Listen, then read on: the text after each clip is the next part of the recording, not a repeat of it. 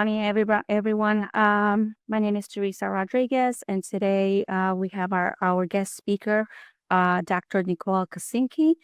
She plays a vital role in reshaping addiction support through her work at CMC Foundation. CMC is helping those impacted by substance use develop the skills and compassion needed to create positive change. In this interview, Dr. Kosinski offers a deep dive into the unique challenges faced by families, the organizations, innovative invitation to change approach, and her expert advice for mothers and families dealing with addiction. Please remember that our meeting will be recorded, and please don't forget to mute yourself. Thanks so much. I'm happy to be here.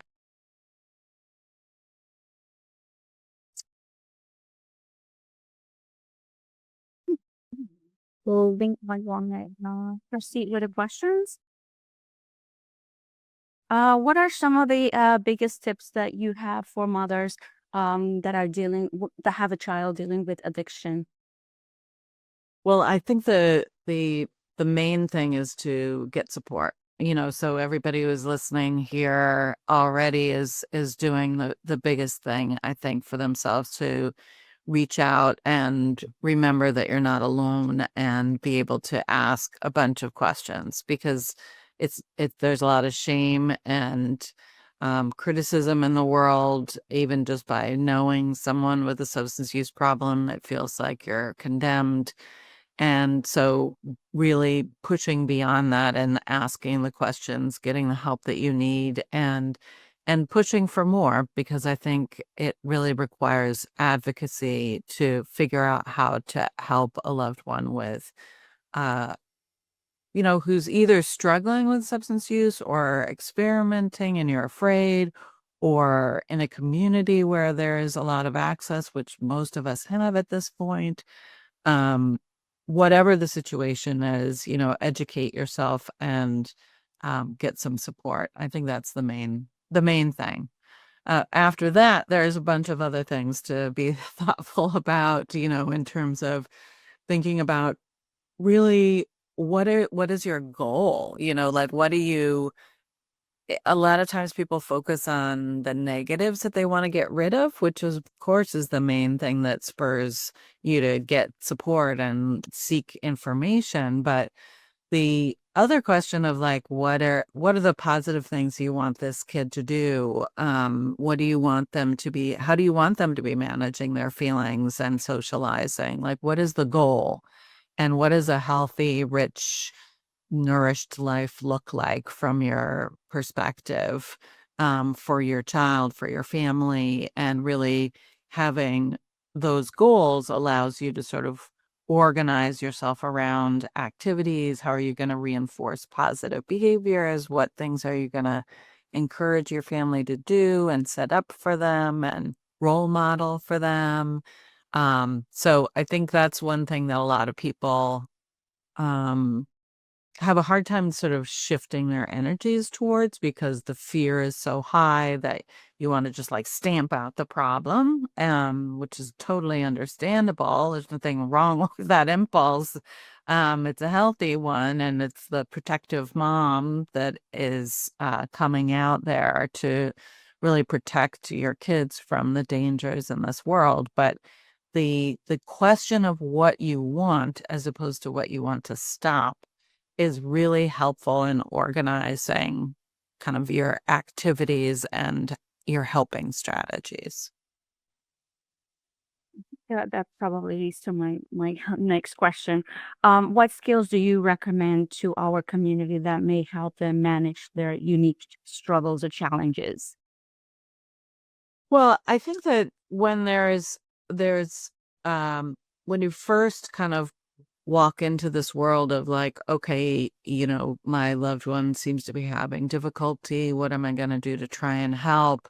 You often run into this really unhelpful advice, which is like, whatever your problem is, this is the answer. It's sort of a one answer fits all questions. And very few things in the world actually work this way, but certainly addiction, psychiatric problems do not. There are many ways that these things come into being and many ways that people make their way out of it. So, really honoring the unique variables of your own family. What are the rituals of connection and things that are getting disrupted or that can be emphasized to help support your loved one is not something you're going to hear from people that have like a one size fits all mentality. And that's most people, right? So if you know you talk to your neighbor like, what am I supposed to do? My kid is doing X, Y, and Z.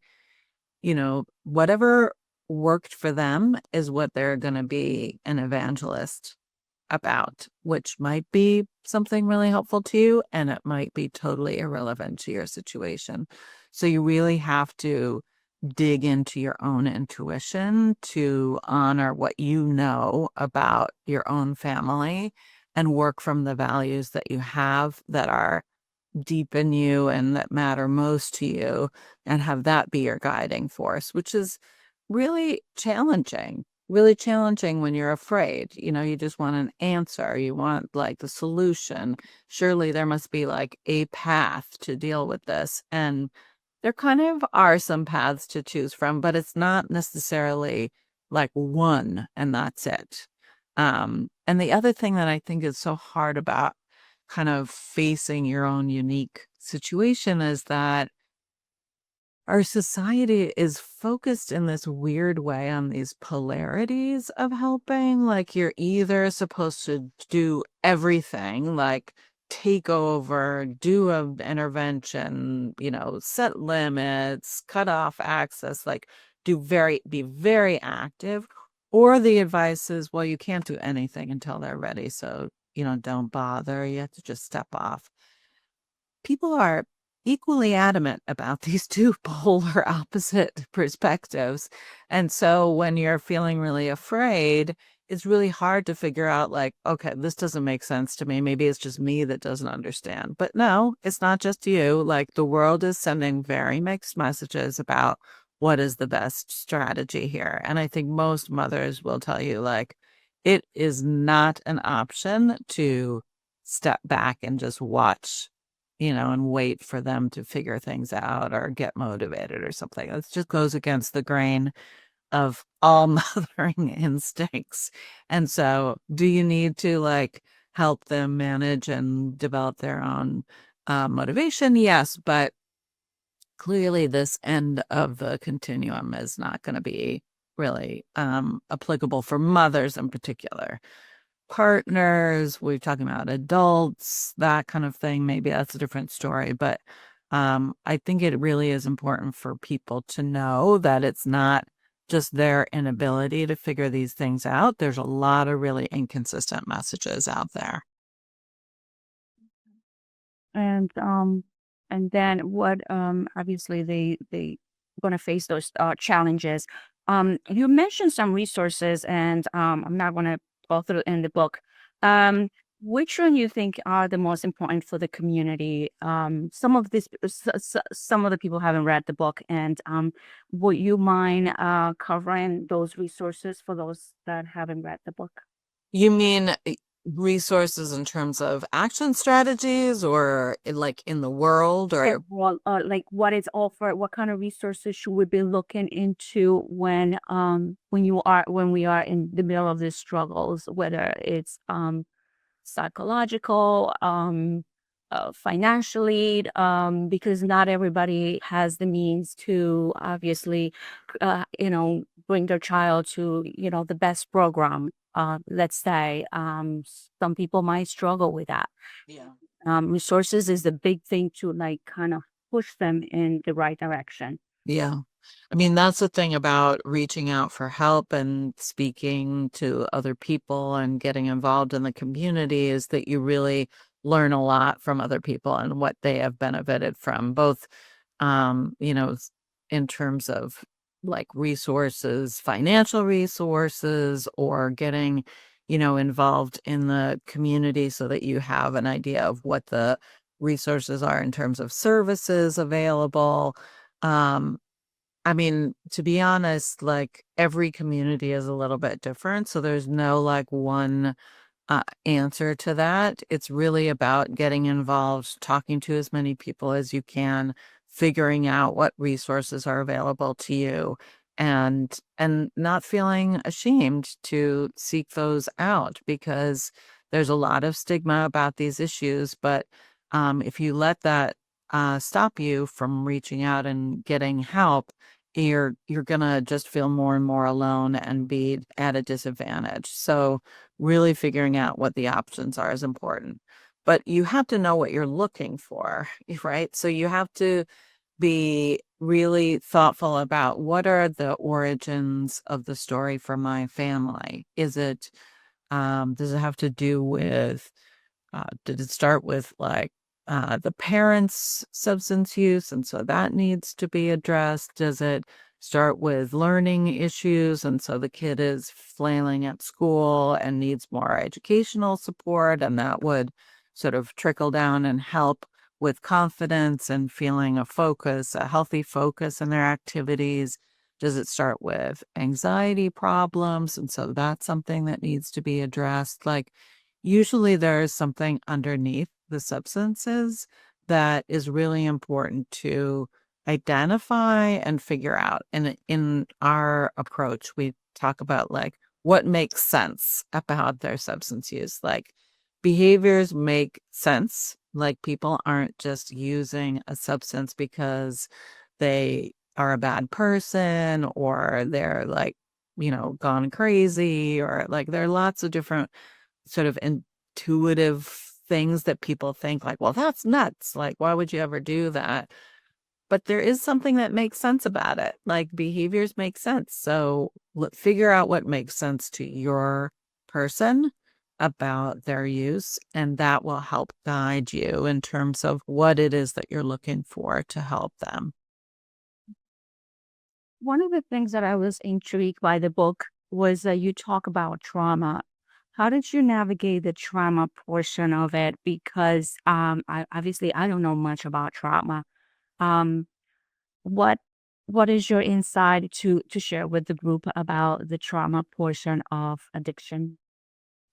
Yeah, I mean, I think we're learning over the last 10 years or so in my field, we're learning a lot more about how trauma is really important to be addressed. And unfortunately, there are many layers to it. So people can be traumatized in their own experience in the world prior to substance use. They can be traumatized because they're in a world of substance use and they're more apt to be in sort of chaotic environments and scary things might happen. They can be traumatized because they come in contact with the legal system as a result of their substance use or otherwise, which can be extremely traumatizing. You can be traumatized by treatment providers. You can go to a treatment center that you feel really demeaned by, and then never want to go back to treatment and have like real um, hesitation about that, which is understandable. I mean, that's a natural trauma response, is to avoid anything that might trigger those feelings again. And so there are lots of unfortunate ways that trauma can impact people. And what we know now that really we didn't know probably 15 years ago is that treating your trauma is going to help the substance use. So it used to be that people would come into treatment and people would say, well, we just get rid of this substance use problem and then like all the other stuff will resolve. And that is clearly not the case. It is the case for some people, which is great. Maybe the substance use has actually caused a lot of the psychiatric problems. And once you resolve that, then the psychiatric problems resolve also, which is awesome. But when it comes to trauma, if you have traumatic symptoms and you have substance use, treating the trauma is going to help you with your goals around substance use, either before or at the same time. So working on those two things at the same time. Now, people don't want to do that because it's scary. It's a lot.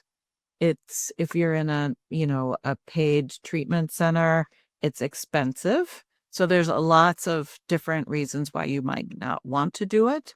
But we as treatment providers know that it gives you the best chances for success, and treating this is going to help you with this. So really having that awareness can be helpful because the you may feel like, oh no, they're not ready for that. Like this, they need to address the substance use first, and then but actually it all works together. In the case where, let's say, for parents where the child doesn't necessarily share that trauma or that information, how do parents should navigate that situation? Because it's complicated. You want to help, but you are having a child that is not understanding that. Can you walk us through like how to navigate that? So you're talking about if your child has trauma It's symptoms. something behind, but it's not coming through. You don't know about it. Like, how did you find that out? Mm-hmm, mm-hmm. Well, I think this brings us back to our like communication strategies. Like, how do you keep the door open as a parent to your child being able to come and talk to you about what concerns them, what is difficult, getting your help around managing problems? And when I say your help, I mean you being a sounding board, not you solving their problems.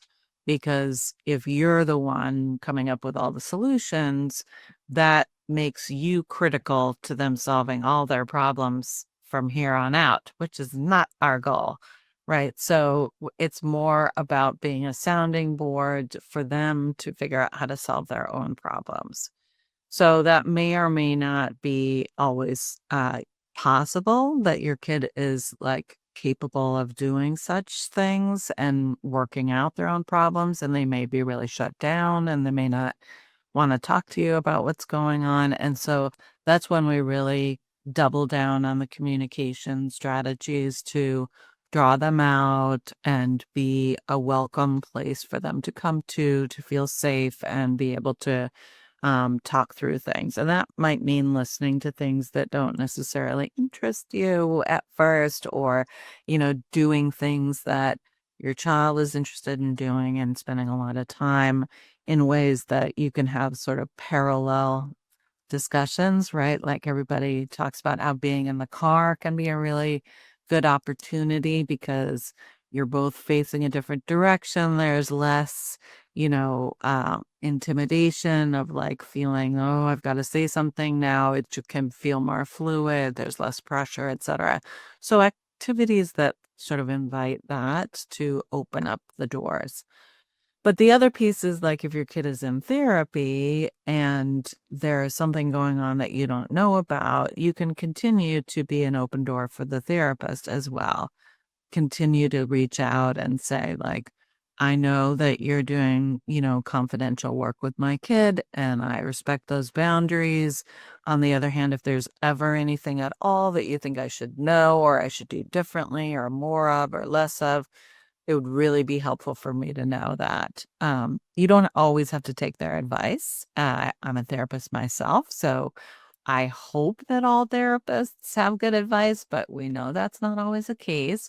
But you being an open door for that kind of feedback really lets the therapist know, okay, this person is willing to hear some difficult information, and then there might be more of work in the therapy that the therapist can do to help the child or young adult to open up and come to you because you're communicating something to the therapist that is important for them to then open up doors of communication with the client about how they can be more communicative and use their parent as a resource. So those are two ways that come to mind about sort of thinking through how to open doors of communication so your child is more open and able to talk to you about what's going on. with my answering you the way that you like, I wasn't sure if there was more nuance to what you're asking. No, that's good because I had read the book and I want to lead the conversation to for those people who don't necessarily didn't read the book. Have Uh-huh. finished the book. Some people are still reading the book and they haven't probably gotten to that part. So Gotcha. every time you answer something, I kind of lead the question to kind of clarify what I understand what you're saying, but for some people who haven't finished or read the book, I want to lead the conversation to like the next step of kind of like make it a flow for them.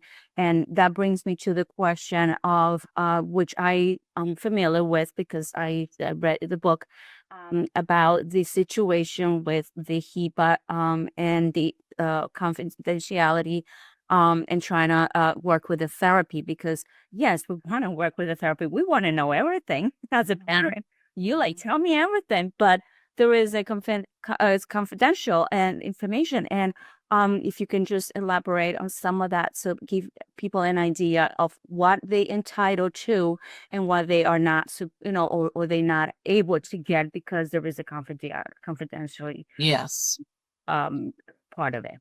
Right. So, as therapists, we have pretty strict rules about confidentiality, and that can be super irritating for parents because, it seems obvious that you should know something. Like if your kid has been traumatized, isn't that like information you should automatically know? Or how about your kid is using a substance that's even worse than what you thought was going on? Isn't that something that you should be told by the therapist? Certainly seems like self-evident to me as a parent.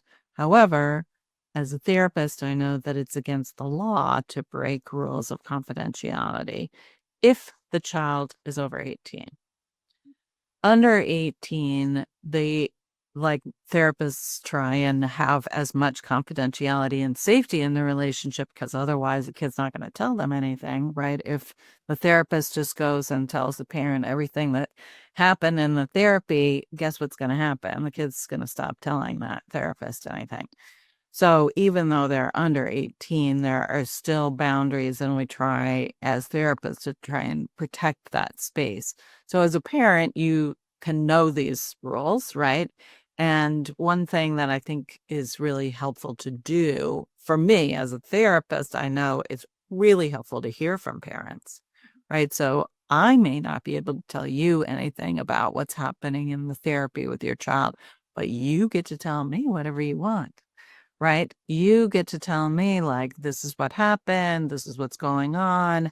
But you have to know as a parent that I may then bring that up in the therapy, right? I may then say, hey, your mom told me that this is going on. And so we need to talk about it. I heard that X, Y, and Z. Now, ideally, what a therapist does with that is they try and understand what's happening with the client before sort of leading with what they know already from outside sources. But we have to be realistic that teenagers don't always lead with the thing that is, the headline news. Mhm. They sometimes beat around the bush or they want to talk about their friends or something else. And so sometimes the therapist has to reveal that they know some things, and that is good for the trust within the relationship. I want you to know that your mom has shared some things with me, so it's no surprise to you. I think it's good that she told me because you're not bringing this stuff up with me, and that's a concern. So it makes sense to me that your mom is concerned about this. Let's talk it through. Help me understand. So from a parent's perspective, I think it's really, really helpful to be involved and to communicate.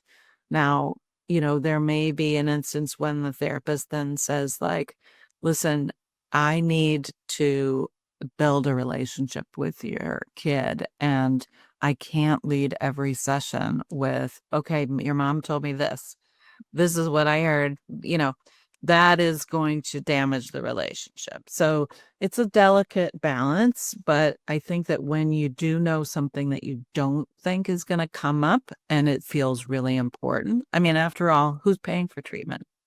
It's usually the parents, right? So that's the other component is like, how long do I go on paying for this, thinking my kid may or may not be telling them what's actually going on? That can be very aggravating, and more than aggravating, it can be really scary if there's things that you think are really dangerous happening. So along those lines, I would, really think through like what it is that you think is most critical and be in touch with the therapist. And, any therapist that's working regularly with young people, young adults, they have a philosophy. They have like a system for being in touch with parents, or they should. They know like that they need to be in touch to some degree with parents.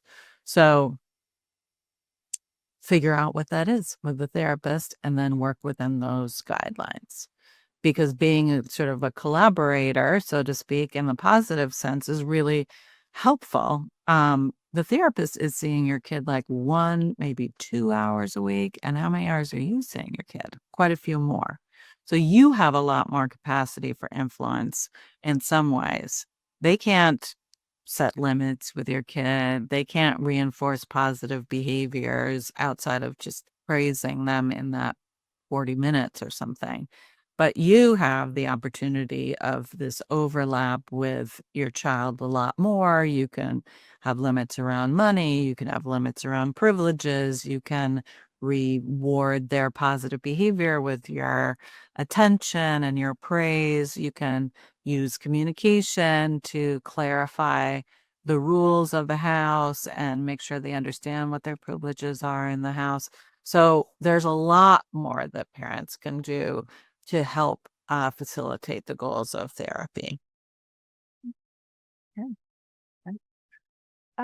In terms of let's say for the parents that maybe they can't afford that, the therapy, how do you navigate that? Because I feel like some people have privilege, but not everybody is able to afford therapy.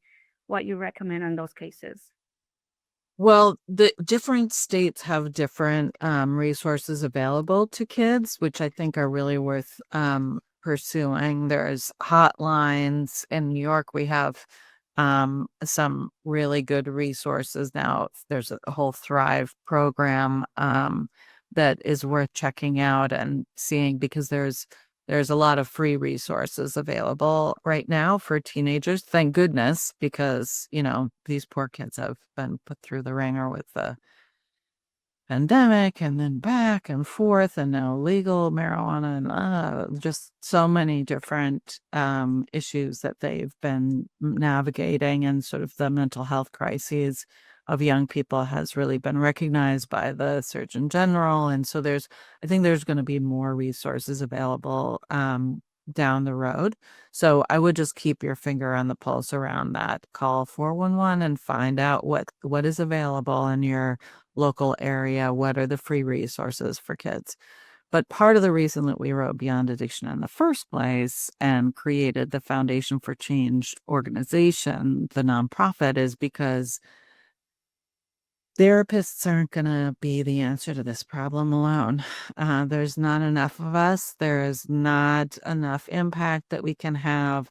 So Beyond Addiction was really an effort to get evidence-based strategies into the hands of family members yourselves so you can have impact and you have the most access to these folks. So you're going to be able to have more impact in a positive sense. So all of the strategies in the book about interactions, around behavior change, around communication, thinking through how to take care of yourself in a way that actually helps positively with your child.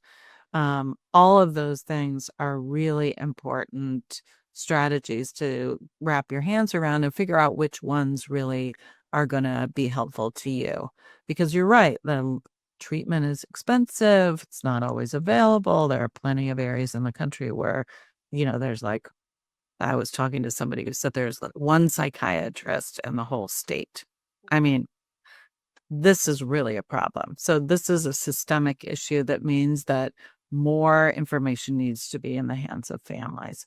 So I think your organization, the Foundation for Change that I work with, the CMC Foundation, all these things are, and getting reading materials, the workbook that we have for families now, all of those things I would avail yourself of so that you have the tools in your own hands. I have some questions I want to start with. I don't want to have just want to concentrate on some of the questions that our members have, and I want to try to do my best to understand.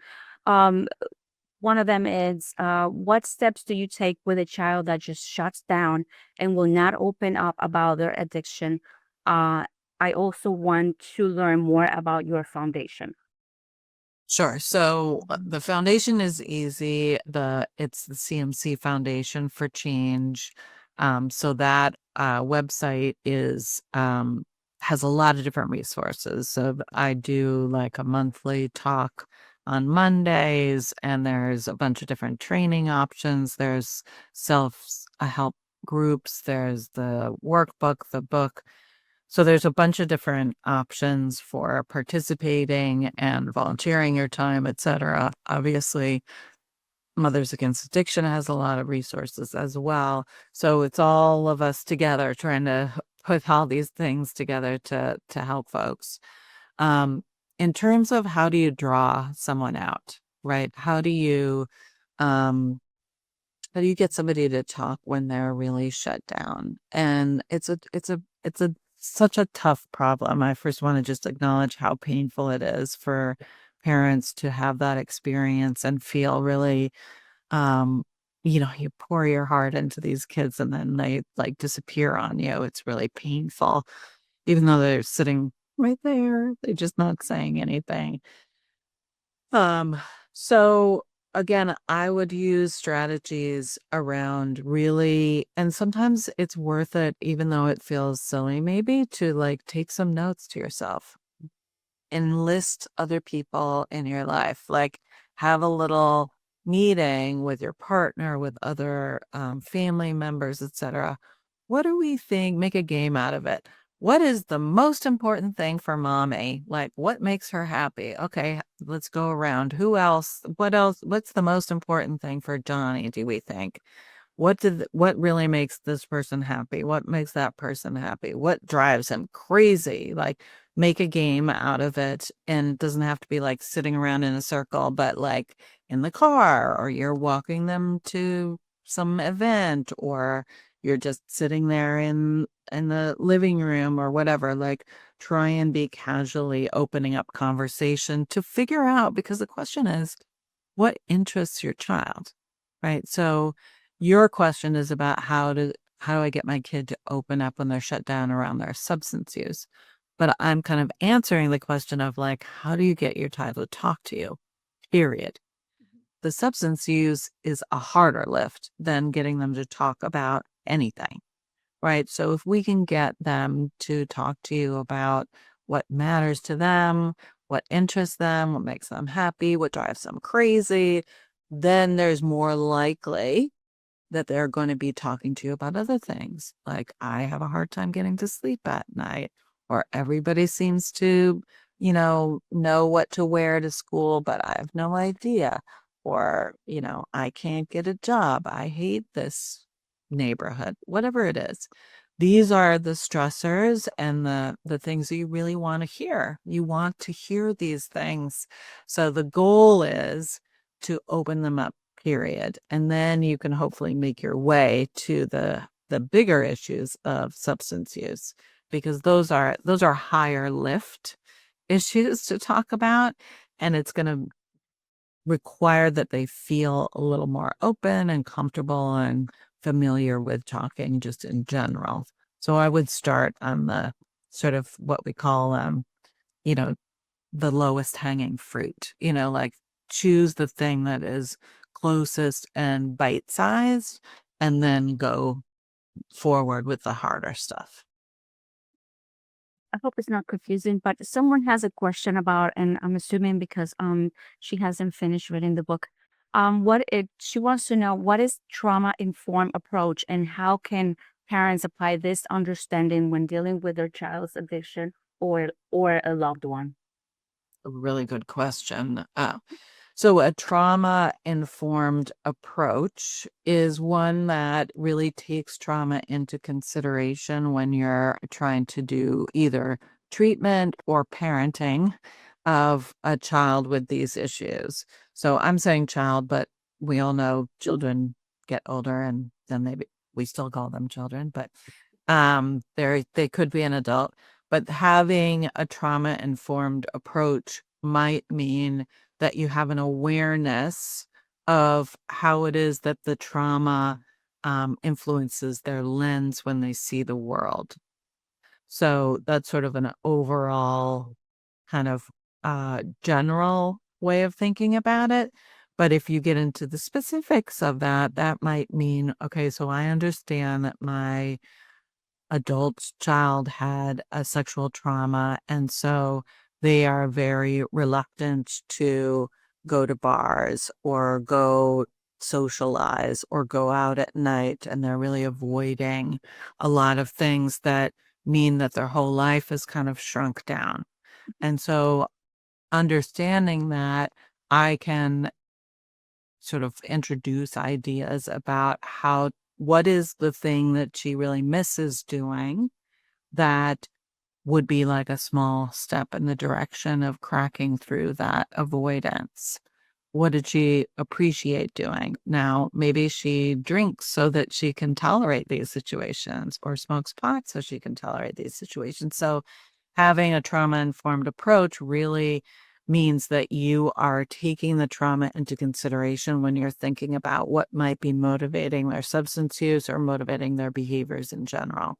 And if you have that perspective, then first of all, it means that you're not just sort of hammering on like, you have to stop doing these things, because you understand that those things are actually managing some feelings that are related to the trauma.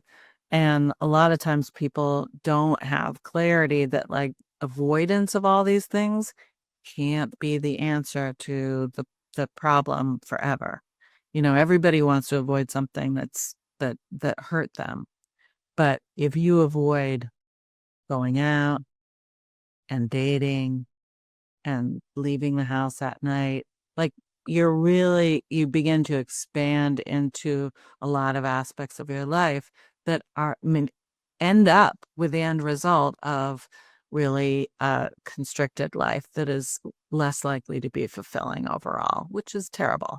So you really want to find ways to honor that this is a reality, but help them think through, like, it seems like you're really cut off from so many things. Like, is there any of these things that feel like you really miss it? And I could maybe help you to av- avoid that avoidance. Like, can I come with you at night? Maybe we'll just walk around the block and get used to being outside when it's dark out. Or do you have any girlfriends that you feel safe with? Maybe you could go and have dinner, like just in the neighborhood. And that would be something I can help fund, because I want to support you being able to go out. And you have to promise me, or, if you think that you can do it without using substances, that's something that I can support. If it's not, then we have to find something else, because I don't want to support that thing. So what are the things that we can think about doing together and collaborate together that can help you address the trauma symptoms, but not continue to fuel the substance use? Mhm. Yes, I hope that answered the question. Last week, someone brought up the emotional support pets for as a treatment. What is your take on that? Yeah, so I think that many more people have pets after the pandemic. I do. So there's a lot of evidence that animals and nature really decrease stress levels. It's like they have actual brain scans of this, like just petting the dog and having the dogs snuggle with you, or the cat, or whatever pet it is. It decreases stress and increases oxytocin, which helps us manage difficult feelings. So I think that it makes a lot of sense that that a substance use program would involve animals and the outdoors. However, here's the mom part: is Are you going to get a pet for a child who may or may not be able to take care of it? Because then who's going to take care of the pet?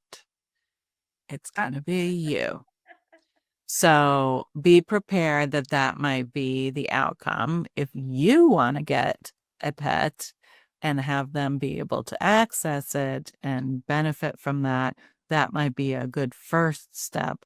And then you can, because if they could take care of the pet, obviously that would be a great focus, right? Okay, now you're responsible for this animal. It's up to you.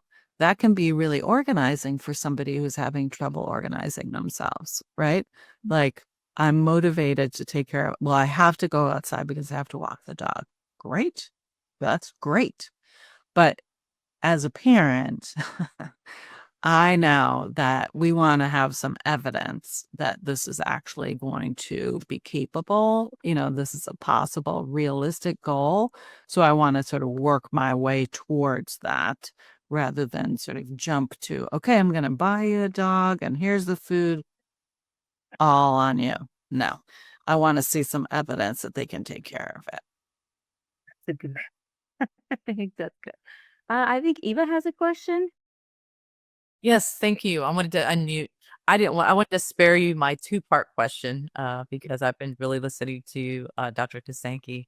And I really am interested on first for starts, your CMC foundation. What spawned you? What's your testimony, the background? What spawned you to spark this interest of saying, hey, I want to go out there and help. I'm on a mission to help all those. And our mission here at Mothers, it's for mothers, sisters, daughters, grandparents, for that niche. So what have you seen when you started out? My second part is, what have you seen throughout the years in the landscape as the environment has changed and everything within, let's say, the female perspective, the mothers that are struggling, your statistics, since you're so evidence-based, and I'm a data person. What have you seen? Has anything changed? But the first question was, what started your interests as in seeking in your mission? And do you have a background story to share with everybody here today? Yeah, sure. So I'm a psychologist, and when I first started working as a psychologist, I was working with severely mentally ill folks in psychiatric settings like hospitals, long-term settings, and there was a lot of substance use problems that were part of the picture, and there was zero treatment for that part of the issue, like zero. It was all focused. I mean, these are people with pretty serious psychiatric problems, but it was clear that they weren't going to make progress on those things without getting some progress on the other front of the substance use.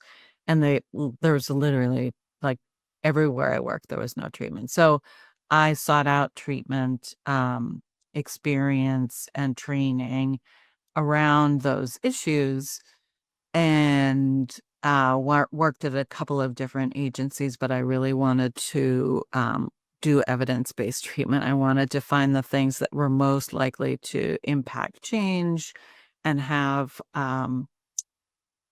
the most bang for the buck, right? Like, how much energy are you going to put into a group therapy or individual therapy? Or I started supervising other therapists, like what is going to be the most impactful? And so what we really found through the research is that motivational strategies are the most helpful. And we call it motivational interviewing. A guy named Bill Miller has written this really great book that I recommend called Listening Well, which is a book for all lay people. It's not necessarily a substance use focus, but it's really teaching people to use open-ended questions and affirmations and reflecting back what you hear and summarizing for people using all those motivational interviewing strategies. So when we really became clear that this was the most effective approach for addressing substance use, we developed a bunch of treatment protocols to use those approaches. But the fact is, these are strategies that are really helpful in lots of different aspects of life. And so the idea of learning these strategies and getting them out into the public became more and more appealing to me and to our group of therapists. So Jeff Foote and Carrie Wilkins are the two co-founders of the Center for Motivation and Change, and they started the Foundation for Change under CMC, and they also started the residential treatment program that we have in the Berkshires for CMC. So they've really been spearheading things, and now I'm the clinical director in the outpatient clinic in New York, and the foundation is housed in our offices. And the impetus around the foundation was really to get these strategies out into the hands of more lay people, more family members, etc. When you'll read in Beyond Addiction, we talk a lot about this approach called CRAFT, which is the community reinforcement and family training approach. So that that approach has been super well researched, and it became the foundation for the approach that we developed called the invitation to change. But when they first started doing all of this research in the 70s, 80s, 90s on craft, what they found is that who are the people? If you send out a message saying, hey, we're going to do this study on something called craft, if you have a loved one who has a substance use problem, come in and do, one of these treatments and see if it helps you. So who do you think is showing up? Moms, wives, women. So women were the ones that were showing up for these treatments to understand how they can be the most effective and helpful helper. And so I'm pleased to say that over the years, I've had more fathers showing up to do these approaches and learn these strategies. But by and large, we all know that our culture is focused in such a way that women end up being the helpers.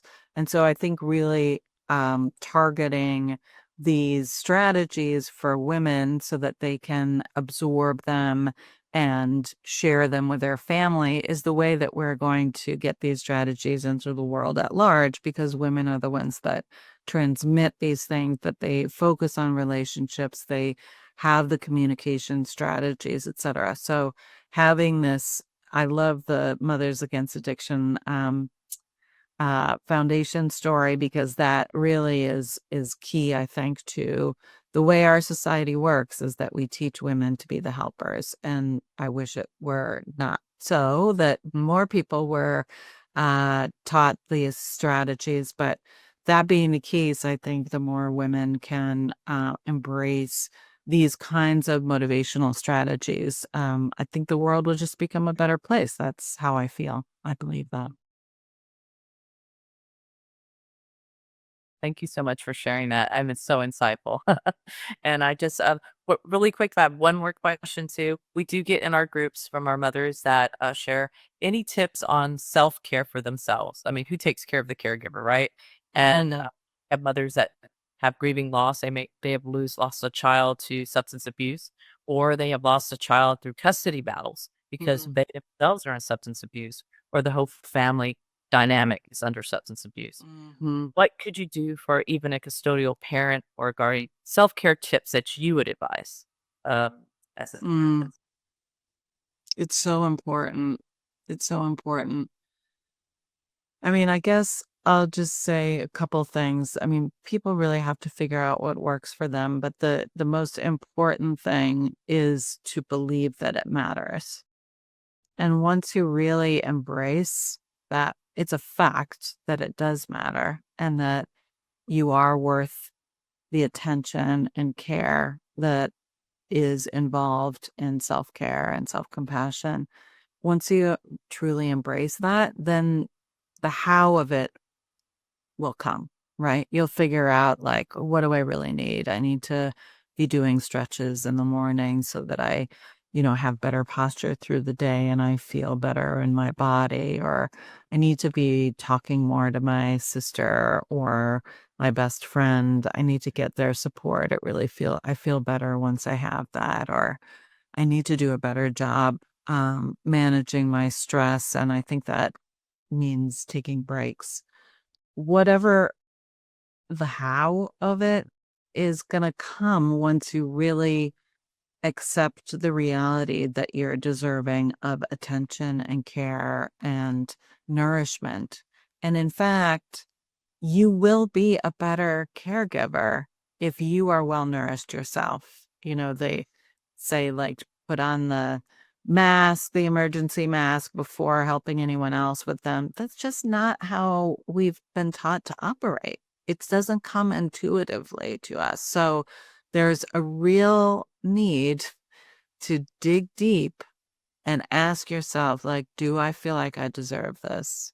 Is this actually a priority? And once you accept that, yes, it is a priority, I do have to take care of myself in order to be a good helper. I deserve to take care of myself.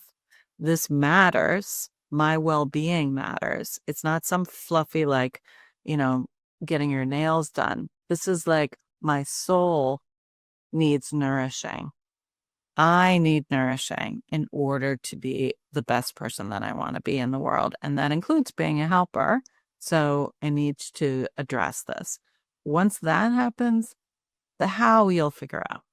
I feel like there's a lot of hows. There's a lot of different pieces of, like, taking care of yourself, but it's that piece of acceptance and really embracing compassion for yourself that I think is kind of trickiest.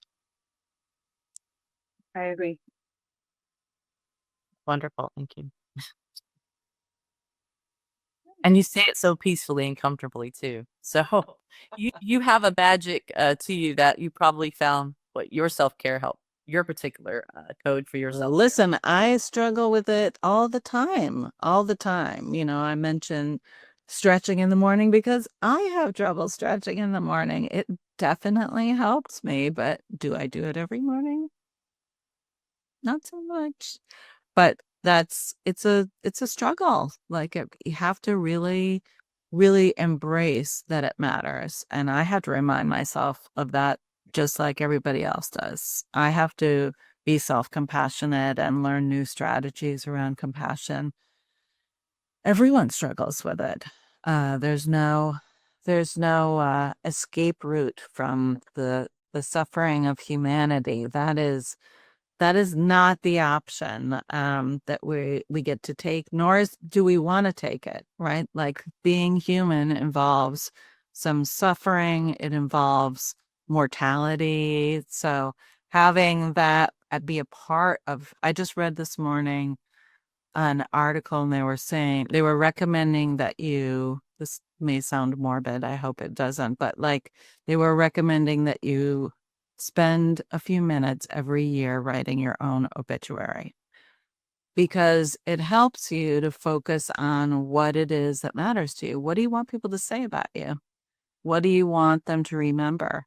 And then, if you find yourself coming up short in some of those areas that are most important to you, you're still alive. You get to work on it, right? You still have some opportunity to refocus yourself in ways that are most focused on your values. So I feel like that's something that we have to just keep reminding ourselves. Oh, that is powerful. Oh my gosh. It really is. I'm going to start mine today and my eulogy. And I'm talking to somebody that, pick a card, pick a card. Oh, that's powerful. But we're going to share that in our support group. So I want to gravitate and promote Beyond Addiction and your foundation as much as possible. So thank you, Teresa. So much. Yeah, Patrick was thinking questions. Okay, this hardest part. Do you have I don't want to end this meeting. That's going to be the hardest part for me, actually. I wish we can continue, but anything else that you would like to share that maybe we didn't ask you, or maybe something that you would like to us to know about you and your foundation? Anything that is open floor. I want to encourage people to check out the foundation website if you haven't already, because there really are a lot of cool things going on there, and they're it's ever evolving, right? So they have like a new um grant that allows them to make some videos to illustrate some concepts that I think it can be hard, when we're talking about self-compassion. I think there's a lot of ways that like words become kind of meaningless, as you mindfulness. Oh yeah, we all have to do more self-care and that.